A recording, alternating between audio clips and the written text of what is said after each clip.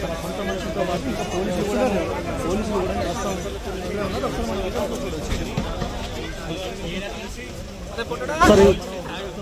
పోలీసులకు ఇదే అంశం మీద ఫిర్యాదు చేయబోతూ ఉన్నారు.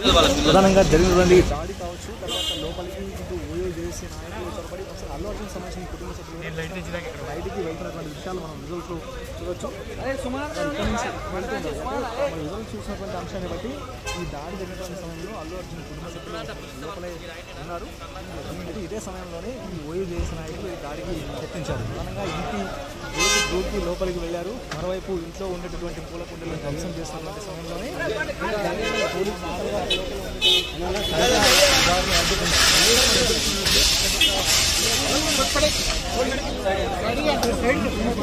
బయటికి వెళ్తున్నారు.